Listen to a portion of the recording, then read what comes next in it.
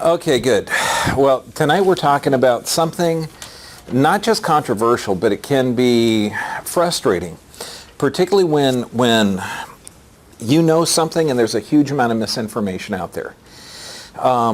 Solar radiation management, they're also called chemtrails. You can see them up in the sky and big old lines going everywhere. How many people fly cross country? Have you seen them yet?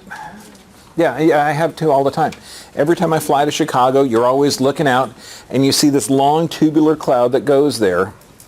But continually, the majority of the people are saying it doesn't exist. It's kind of like saying the Gulf of Tonkin didn't exist. We know that that's a falsehood. We know that the Reichstag wasn't burned down by a small young guy. That Hitler actually did that. There's a lot of conspiracies that have gone through time that we know have taken place. But one of the things with this, why would it be occurring? Have we ever seen cloud formation like this before? Not really. When we look at this, we got to ask a couple of questions, because this is impossible to do in a 40-minute talk. But we have to understand that the approaches of healthcare, because now, the leading cause of death in America now is the right drug at the right time, at the right diagnosis. It's in the top 3. It depends, heart disease, cancer, or the right drug. I'm not saying the wrong drug. There's the right drug at the right dosage in the right time. And the reason is, and this is also why cancers are increasing and why heart disease is increasing, is we're taking a sick body that's adapting to that sickness and we're giving it a drug to alter its physiology to someone that's not sick. So if you have somebody that has a toxic deficient lifestyle, they need different levels of blood pressure or different levels of cholesterol. So to give them a chemical is foolish. That's what they're doing to the planet. So we have to ask, what are chemtrails for? Okay, we're obviously seeing them in size. Why are they there? Who's doing it? And then when we look at, is it involved in global warming? And then what's the acidification of ocean has to do with everything? And we're also going to cover why the polar regions melting, because you're going to see a lot of information where people are saying, no, the surface area is bigger now than it was in the past, and then other people are going to argue. They'll say, well, it's bigger, but it's thinner. Then you're going to see, a lot of different things going on with the polar regions and what we can actually do, because we have passed the point of no return. There's a time when we can put so much carbon dioxide in the atmosphere, stop putting it in there, and reverse the effect of what it has on the planet. We passed that time now. Okay, we're going to be seeing the changes. Now, Look Up is that's the name of a documentary, and all it requires you to do is look up. You can YouTube this. One of the comments from one of the government officials, they say they don't understand the system well enough to predict its responses and details. So the side effects are worse than the dimension, than the problem they're trying to cure. And this is really, really common. They're trying to fix something that they don't know how to correct. See, and we're going to talk about how we've got this excess carbon dioxide that's heating up the planet. And that heating up the planet is devastating to a lot of different processes that we have. It's kind of like somebody with high blood pressure. To give them a chemical to slow down their heart, does that help oxygen to the brain or hurt it? It hurts it. It doesn't make sense. Well, the same thing, if we decrease the solar radiation to the planet by putting small particulate matter in the atmosphere, that's also decreasing evaporation, so we're going to change precipitation rates. So that doesn't make a lot of sense either. So we're solving one problem but creating a bunch more. We could lower blood pressure with a chemical, but we're creating a bunch more problems. Well, here's a couple of patents, and this was off of, I think it's geoengineering.org, of patents that are currently in the U.S. Patent Office. They've already been approved for placing small particulate matter in the stratosphere, and also for vents to put on jet engines. And when we look at this, the particles we know, because there's a lot of independent scientists out there that are actually capturing the dust and finding out what's in the air. and we know they're nanoparticles, and it turns out to be aluminum, barium, and strontium. And this is what a lot of scientists say is the best combination, because remember, the best combination to reflect the sunlight. And we've got a challenge there because we've gotten too much carbon dioxide that's heating up the planet. So the idea is to decrease the sunlight. Okay, because the sunlight is the main heater of the earth. So if we decrease the sunlight, then we can keep reducing the carbon dioxide. Doesn't really work that way. Okay. So what we're going to see, since we're breathing this stuff in and it's being put on our plants, it's in our environment, our atmosphere now, we're going to see a huge rise in lung, skin, bone cancer, autism, Alzheimer's because of these particles. But you got to start thinking of it. Yeah, we're breathing this in. It's on our food. It's in our skin. It's in our body, the aluminum, the barium, the strontium particles. But what's the advantage of not heating at the earth? Well, let's look at this. We got a number of different health issues that we're going to be dealing with, okay? And this is from the geoengineering. And this isn't just the side effect. I'm not talking about just the health effects of putting those nanoparticles in the atmosphere, the aluminum and strontium. Although that has a negative effect on the health of the human body, it has a massive negative effect of the physiology of the earth. The human body is an ecosystem. The earth is an ecosystem. Is there anything that you could do to the rainforest to make it better? No. No? What could you add to the ocean, like say the coral reefs of the ocean to make them healthier? Nothing. Just leave them alone. They leave them alone. They're already in harmony.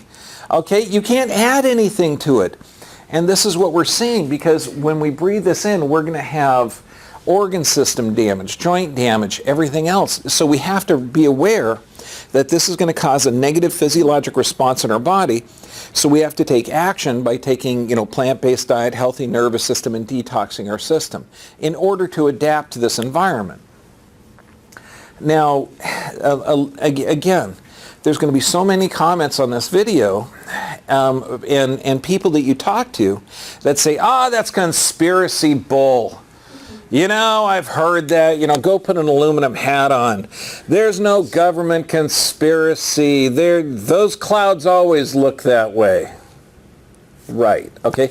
Well, here's something that came in light in 2001. Turns out that it was a rain seeding or a weather modification program back in the early 50s, late 40s. And it was called Operation Cumulus. In 1952, they had a massive flood in one area in England that killed 37 people. And of course, the people that lived there in Lynmouth, they called for an investigation. They said, this is just not natural. And we saw planes flying around right before this deluge. And our town was wiped out. Oh, conspiracy theorists. Okay, and then we're talking about the British government, Ministry of Defense said, no, nothing like this ever happened. No plane, a plane hit the Pentagon. It wasn't a missile. Gulf of Tonkin. Okay, so you start looking at, autism isn't more prevalent. It's just better diagnosed. Have you heard this stuff? Okay, where there's a lot of psychosis going on. Well, the papers came in light in 2001 that said that the government had been lying for almost 50 years. The press had been lying for 50 years. So right now, they're lying for a couple of reasons about the global changes. Now, here's some of the facts, because a lot of people are going to argue that the surface area, the polar regions are expanding or contracting, that it's not as thick or it's thinner. Things we can't argue with. That's irrefutable. CO2 is record high. It's more than the past 500,000 years. Now, the planet has had higher and lower levels of concentration. We know this because of the coring that we have. I mean, we've got core samples, and you can go to the Antarctic, bore out the ice, and we're talking up to 650,000 years ago. And we can check the atmospheric concentrations of CO2. We know now this is the highest it's ever been. But not just high, it's high rapidly. See, we've seen the concentrations of CO2 go up and then go down, and then go up, and then go down, because it's cyclical, because the planet has almost a respiration to it, where it can adapt to it. The plants breathe the CO2 in, and they breathe out oxygen, so CO2 goes down, and then the oxygen goes down, and CO2 goes up. So we see this interchange of gases, plus natural events such as volcanoes and, meteorites striking the earth. We could see little things like that occur that change this CO2 level. Well, what we're seeing now is it used to go from a low of 180 to a high of 300 parts per million of CO2. We're now at 387. But it's a rapid rise. And the plants and animals of the planet can't really adapt to this. Also, if it's a rapid rise in CO2, that's also a one of the things that keep the heat inside of the earth. So we got the same amount of sunlight coming in. We got more CO2 in the atmosphere. That's causing a rebound of that heat from the greenhouse gases, so more heat staying on the planet. So we're seeing the ocean, an actual melting of the land-based ice is more important than the sea-based ice. And so when we look at this, the global sea levels are rising. Now, some of the naysayers are saying it doesn't matter if the polar ice cap melts, it's over water, it's still affecting the ocean. And that's true. If you have water in a glass and freeze it, the ice will expand, but the volume of the water pretty much doesn't. That's not the water that we're worried about. It's the ice over land melts and flows into the water, or the oceans, that we have a problem with. Okay, that's where the ocean levels rise. And they say if Greenland melts, we can get about a 6 meter or 18-foot rise. If Antarctica melts, it's about a 200-foot rise. And we can look at different coral formations around the planet, and we know that it's gone up and gone down. And the governments realize that the ocean levels are rising. And not a little, we're talking a lot. It's risen about 7 to 8 inches over the past 100 years. We're now at double to 6 times. It's hard to find out, the rate that it's rising. It's between 2 and 6 times faster. So that means that if it starts raising about 6 times faster, we're looking at about 20 to 30 inches in the next 10 or 12 years. That means Miami will be wiped out. That means London, Holland, and the cities in Europe understand this, so they're building seawalls because we're seeing massive sea changes. And the storms, since there's a change in the temperature, storms are getting larger too. So there's a lot of incentive to decrease the sunlight on the earth. Okay, however, decreasing the sunlight has a lot of negative effects. So we know that the ocean levels are rising. We know it, okay? Now, people will say, well, no, the Greenland ice sheet is not melting.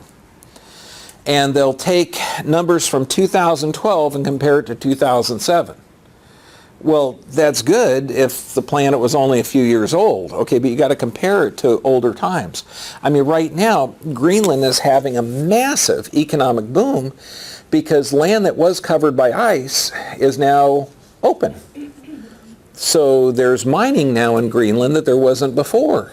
And then there's oil drilling in Greenland. I mean, this is a whole massive economic boom because this land used to be covered with ice sheets that were, hundreds of feet thick to a mile thick. And there's a number of charts that talk about it. This one University of Sheffield research published in the International Journal of Climatology, they're saying that the reason that the Greenland ice sheet is melting is that the jet stream, which is like an airflow around the planet, is warming up and changing. One of the theories between the jet stream heating up is that there's more carbon dioxide in the atmosphere, and so sunlight comes in, bounces off the Earth, okay, because it's from reflective surfaces such as the Arctic and such as the Greenland and the Antarctic, or bright surfaces will reflect it off. However, greenhouse gases keep that heat trapped, okay, and so it's bouncing off of that stratosphere and heating up the jet stream. So when we look at this, if the entire Greenland ice sheet melts, we're looking at about 20 feet rise. That means locally, Fountain Valley will be gone. We won't be able to get to San Diego. San Diego will be an island. Okay, all those little roads that you have to take to get down there. We're talking a good hunk of Florida would be gone. We're talking a lot of the islands in the South Pacific would be gone. We're talking a lot of areas of India, and I mean gone. It's just would be uninhabitable. So this would be displacing billions of people, billions. So is there incentive to do that global engineering or solar radiation management? Absolutely. You know, I mean, because we know we're producing more and more and more CO2, and we know that that greenhouse gas is going to maintain the heat inside of the planet. So one of the solutions is to decrease the amount of sunlight hitting the planet. Okay, so this makes sense. Now, when we look at this, global scale snow and ice over many years, especially in 1980 and in the past decade. And you can see the chart on the side, and I've given you some of the research areas to look up on your own, because we don't have enough time to go in to just talk about Arctic ice or Greenland ice sheet or the CO2 emissions. This is a rough overview of this, and I'll probably do a couple of talks on individual aspects of it. Just know that the snow is decreasing. Arctic is thinning. We know this from 1958 to 1977, about 40%. And 40% is a significant amount. And so some of the estimates are in the summertime, and September is the least Arctic ice sheet around. They say that by next year, 2015, the Arctic Ocean might be free of ice. It'll come back when it begins to cool in the wintertime, but we may have the first year where there's no sea-based ice. And this is dramatic. And so it's not 20, 30, 50. We don't have to worry about our grandkids. We're going to be experiencing it in our lifetime. Now, this is great. SCAR, Scientific Committee on Antarctic Research. And these are actual scientists on the actual Antarctic doing the study and research and looking at the data. These are their comments, so these aren't some pundit that's a government shill that's somewhere, you know, God knows where. Okay, these are the actual quotes of the articles that I pulled off on their front page. Antarctic ice sheet less stable than assumed, researchers say. What's that date? May 2014? So that's pretty recent? Yeah, it's like huge. ESA's Cryosat, that's a satellite. Okay, sees Antarctic ice losses double. Key glaciers in West Antarctica are in irreversible retreat. What they mean by irreversible retreat? We got the Earth. We've got sunlight coming down. It sees this white area. It's reflected off. Okay? The more the ice melts, the more land is exposed. So that means the more heat penetrates, the hotter the planet, and the faster the ice sheet retreats.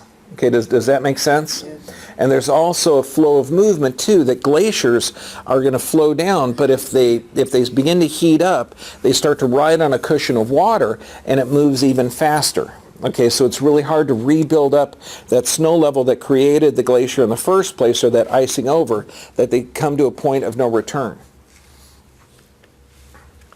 Scientists tracking massive iceberg. Scientists are monitoring an iceberg that's roughly 6 times the size of Manhattan, one of the largest now in existence, that broke off from an Antarctic glacier and is heading to the open ocean. Now, if that was sea ice, and I think it was sea ice, it's not going to appreciably raise the level of the ocean because it's already in the water. But what can it do?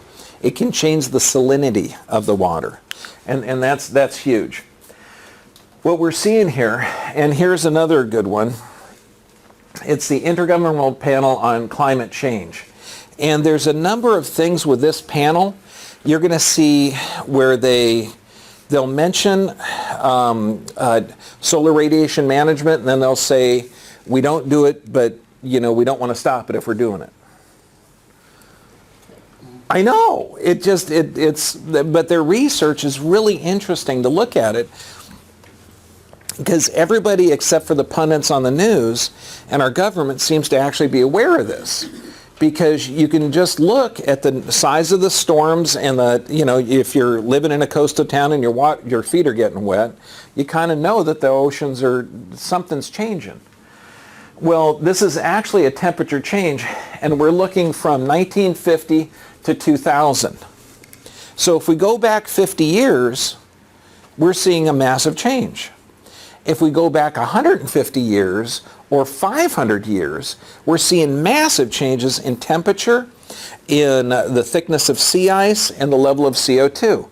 So you can't compare. You get these pundits talking about, well, ice in 2007 was really thick and, thicker now in 2012. And no, that's not how the planet works.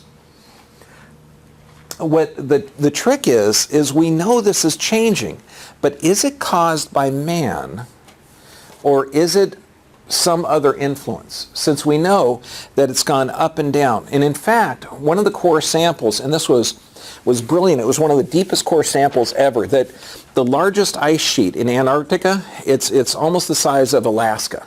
I mean, huge, but this is over water. And this just blew me away, because you're talking about 100 meters thick and then 900 meters of water, and then I think it was another 700 or 800 meters in the seabed. So they bore down through this massive thing into the sea floor, and they found out this massive sheet, okay, that's about the size of Alaska, has melted 35 times over the last several million years. So we know that the entire world's oceans have changed, their salinity, their temperature, multiple times. And that's one of the things that that's exciting, because a sick body, when you give it what it needs, when you get rid of the drugs that alter the physiology and you take care of the deficiency and toxicities, bodies heal. The planet's going to heal. It's been through this before. It knows what to do. We just got to stop intervening. So what we've got the temperature of the Earth is a factor of a couple of different things. One, it's the amount of energy coming into the Earth. Typically, the solar radiation doesn't change. Okay, so that's somewhat of a constant unless we have occasional solar flares or whatnot. Now, the amount of energy reflected by the Earth, that's huge. Because if we're missing the surface area of the ice, okay, that's more energy being absorbed. More energy being absorbed means less reflected off. Also, if we have more CO2, we're trapping more of that heat. So now we got a choice. We can decrease greenhouse gas production. How many countries are in favor of that? All right, yeah, mumble, grow. Yeah, okay. Yeah, none.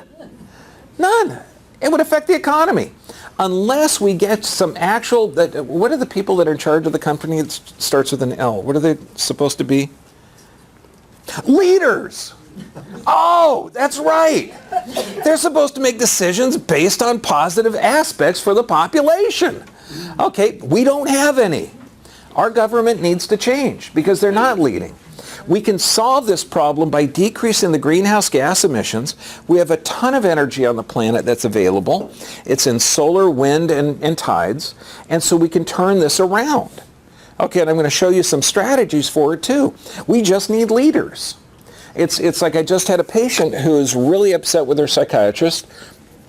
She doesn't like him, doesn't want to talk to him. Okay, she wants to fire him. And I said, well, who's paying him? She says, well, I'm paying him. And I said, well, if he's not making you feel better and you don't like talking to him and he's not doing a good job for you and you feel bad, you should, what? Fire him. Yes, so we need to fire these people that we hired, okay, and get them to actually be. We have to decrease the greenhouse gas, and we have to do that in order to stabilize the planet. The planet's going to stabilize no matter what. And it has a couple of ways to do that. Now, it's interesting. This group, this is out of the Intergovernmental Panel on Climate Change. And they did a really nice report. It's the fifth one. I think it was called the AR5, which is the assessment report. And they say if solar radiation management were terminated for any reason, there's a high confidence that global surface temperatures would rise very rapidly to values consistent with the greenhouse gas forcing. So in the same paper, They say we're not doing any solar radiation management. But if we were, goodness gracious, you don't want to stop it. Honest to goodness, this is not a government agency, but they're just as intelligent.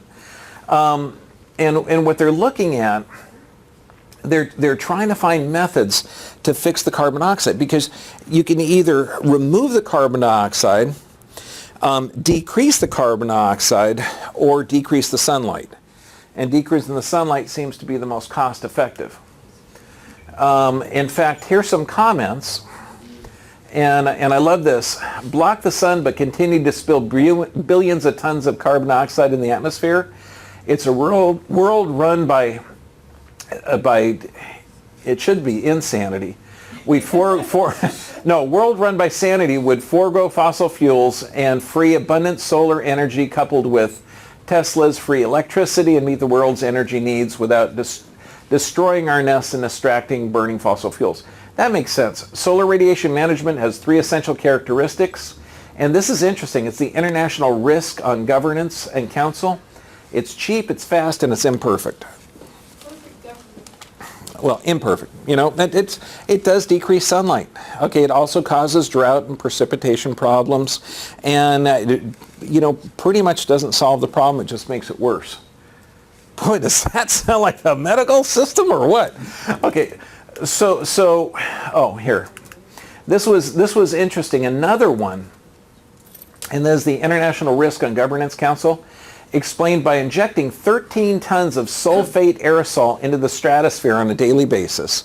They're talking about spraying 13 tons in the air on a daily basis, okay, would offset the effect of doubling the atmospheric carbon dioxide concentrations. This compares to removing 225 million tons of CO2 from the atmosphere for 25 years. Wow, so we just do this daily, it's going to have a similar effect to removing it. But there's some challenges with this. We also have another problem. About 25% of the carbon dioxide that we put in the air is absorbed in the ocean. It's forming carbonic acid. It's killing the crustaceans. It's breaking down their shells. Now, if you've seen, well, it's hard to see plankton because they're really, really small. But if you've ever heard of plankton, what's the biggest fish that eats plankton? Whales. Yes, science class is still working. Okay, so the problem with this is the plankton can't form their shells, their hard shells. This also means shellfish can't form their shells. So they're spending more metabolic energy just to keep alive. Now the acidification of the ocean is, again, this is irrefutable. We're losing massive amounts of coral. So the more carbon dioxide we have coming in the atmosphere, it's getting the oceans, acidifying the oceans. Now the oceans have gone through this before. They've been acidified and they've recovered. And the plants and animals down there can adapt to it, but not over this fast. Usually it takes thousands of years to acidify the ocean. We're doing it in just about 150.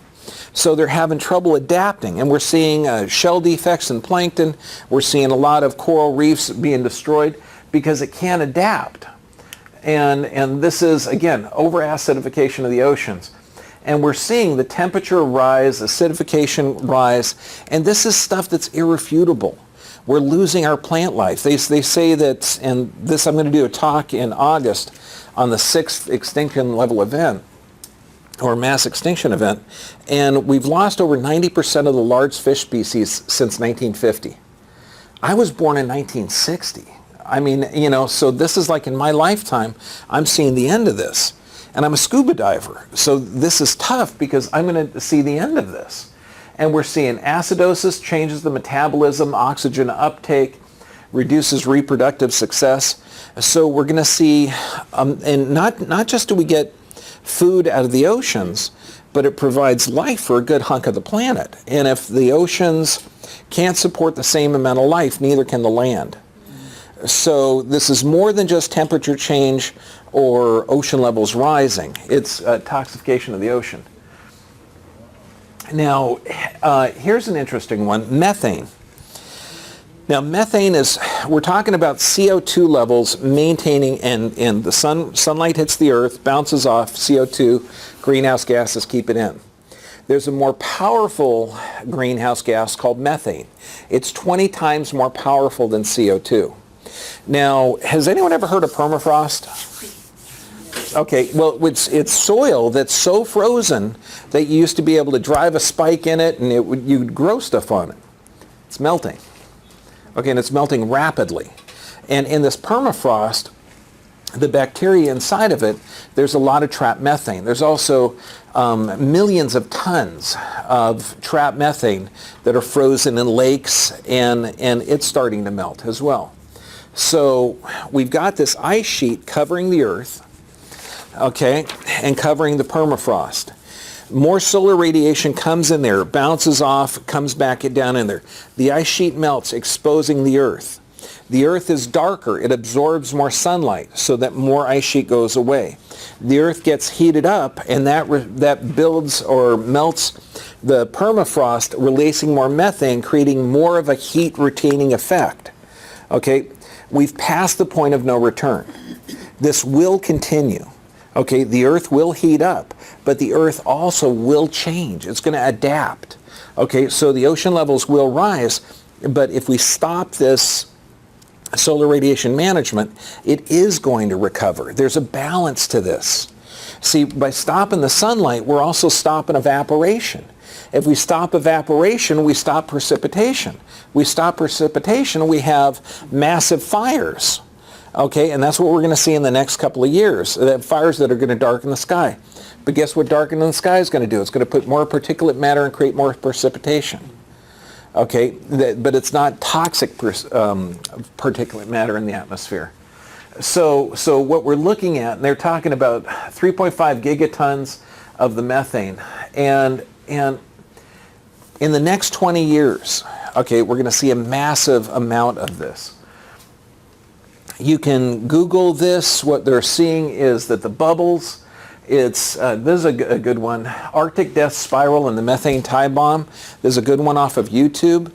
And it's going to be interesting, but just understand it's involved in global warming. And this is things that we have to know that are going on now so that we can adapt to it. And you know, you can actually light methane on fire, and they have a lot of YouTube things where they're seeing people light frozen lakes on fire. It's interesting. Now, this is interesting. This is, what was this? Yeah, the Carnegie Institute for Science. They did some global modeling because the scientists are also looking into this, and it's kind of interesting because we understand that we're producing the CO2. Any government want to reduce CO2? Nope. Okay. I got to get one of those clickers that sound like a cricket. You know, I do. You know, I would like one. Okay. But you know, so they're not going to reduce the CO2. So what the Carnegie Institute did was they ran some models on what solar radiation management would do. And it was really interesting. I mean, just brilliant. And so here's a paper. It's called Regional Climate Response to Solar Radiation Management. And they found out that they can regulate the temperature to some extent. But what temperature do you want in Georgia? Anybody from Georgia? Okay, what temperature do you want in Virginia? I like 80 degrees. You like 80 degrees? Okay, I'm sorry, that's going to piss him off. He's from England. See, if we lower Georgia down to 80, okay, it's going to be extremely cold in England. Okay, and he likes England about 70. Anybody from France in here? No? Anybody want to be? So you can't regulate it. You know, there's not one country that can say, hey, look, I want this temperature and have changed that one. And so they're running into this model. They did 54 different scenarios. It was a brilliant paper. And they found out that, the concerns are they have to renew the dialogue about solar radiation management because adding reflective aerosols to the stratosphere, and this is what they're thinking about, okay, which is what's going on now. And this is some of the problems they have. It's physically, and I love the quote out of this paper, it's physically not feasible to stabilize global precipitation and temperature simultaneously as long as the greenhouse gas concentrations continue to rise. That makes sense. Can you stabilize somebody's blood pressure, cholesterol, and temperature as long as they keep eating McDonald's breakfast, lunch, and dinner and don't exercise?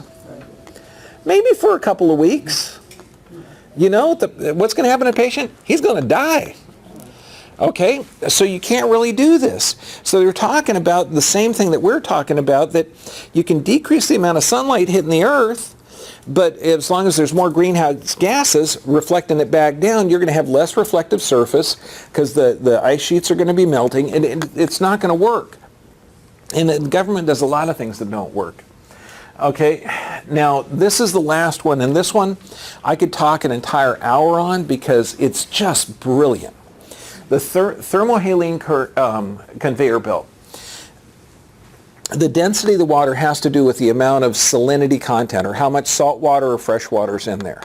And and also too, the heat, because typically water is heated up, okay, on the surface by the sun near the equator. It floats up, okay, and it floats up on our Atlantic coast. It's actually worldwide. And then it cools off up there, but it carries this warm water coming up, and it's called the Gulf Stream. It was interesting. It was first mapped out by, I think it was Ben Franklin. And he actually did a really good job in it, because when they were coming from England, they found out that if they went one way, it took them a long time, but if they went a slightly different latitude, that they got here really quick. And so they realized that there was something pushing the currents. I mean, just brilliant. They actually mapped it out pretty darn close to accurate. But what's happening with this, the more fresh water is getting in there, because more of the land-based water is getting in there, and that's going to raise the levels. But all the ice melting, even the sea-based, is changing this current. And this is one of the things that's going to save our planet. This is one of the natural mechanisms that the human body ecosystem, our planet, okay, our Earth planet, because I call it the body because it is. It's our where we're living. Has the salinity decreases, that flow or that temperature gradient that it maintains the temperate climates of Europe and America is going to stop. It's going to shut down. So it's going to cause a massive cooling and freezing of that area that's currently temperate. So we're going to see massive rises in incredibly harsh winters in Europe, America, and a lot of the areas that this is controlling a temperate environment. And so that's going to be part of the ways that the planet fixes itself. Okay, the more cooling, the more water is frozen. And when you freeze water, it's interesting. Like, you can lick an iceberg and it's fresh water. Okay, the salt water doesn't change. It like precipitates out the salinity once it freezes. So it's kind of a neat mechanism that's built into the body Earth, that we can call it. And so this is going to be one of the mechanisms that's going to be not really disastrous, but it's going to be massive temperature changes. So if you are living on the East Coast in Europe, South America, Australia, and you're in an environment that's further away from the equator, and you're used to temperate climates, it's going to have incredibly harsh winters. So now's the time to prepare for it. This is how we change it, and it seems too ridiculously simple. A plant-based diet is one of the ways we change it, but also we have to tell others. I mean, it takes a tremendous amount of carbon dioxide, of water, and of energy to produce a pound of animal, okay, for consumption. And animals are healthy. It's a good protein to consume as long as it's a healthy creature. But the factory farms are toxic for the environment. They're producing a tremendous amount of methane. Methane's 20 times more toxic to our planet than carbon dioxide. So it's not a healthy product. We have to tell others the facts, just the facts. You know, and if they, you know, want to dig a hole, put their head in the sand, you know, and what's that river in Egypt? Denial. Yeah, okay, yeah. If they want to soak in that river, okay, and just totally ignore it, they can. But they're not going to be able to. It's kind of like ignoring the autism epidemic or the cancer epidemic, or, you know, you can't ignore this stuff for too long. Okay, it's just not going to happen. So we have to tell others and do the research. Look at the actual scientists, not at the naysayers, the ones that are saying, that those are just natural cloud formations. They're contrails. This is normal. I'm telling you, I've been flying a long time, and I'm not used to seeing tubular clouds that run the length of the airplane or the length of our flight path. That doesn't make any sense. Look at the actual scientist here. There's a couple of other websites I wanted to put on there, but I was running out of time when I was building this.